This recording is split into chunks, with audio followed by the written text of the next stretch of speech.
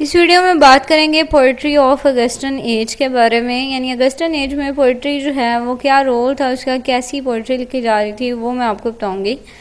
तो पोइट्री अब इसमें वो उन लोगों ने पैशन को डिस्कस करने की बजाय उन लोगों ने मतलब यूनिवर्सिटी वर्ड्स जो थे उनके आइडियाज़ जो हैं उनको काफ़ी ज़्यादा इन लोगों ने परस्यू किया इसमें। उसके बाद कॉमन सेंस पे काफ़ी बात की गई।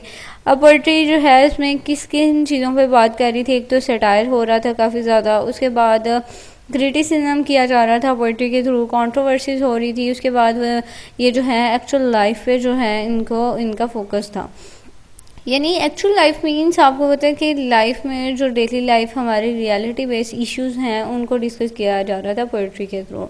अब 18th सेंचुरी में एक बात ये भी थी कि रीडर जो हैं फर्स्ट टाइम अवेयर हुए थे अपने पहले जो एंशियंट लिटरेचर था उससे, यानी एंशियंट लिटरेचर को भी लिखा गया था और वो लिटरेचर किसने लिखा था, अलेक्जेंडर पोप ने लिखा था।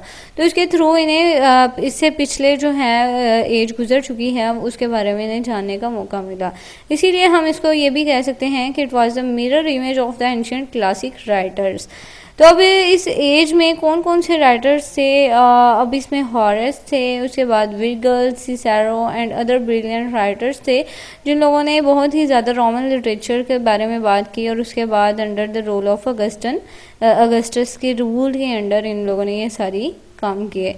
तो इसके अलावा जो है लिटरेचर जो है इसके अगस्टन एज का ड्रामा जो है, उसके बाद प्रोज राइटिंग, एसेज, नॉवेल्स, इन सब के बारे में अलग वीडियोस हैं जो कि आप देख सकते हैं। आई होप आपको ये वीडियो क्लियर होगी।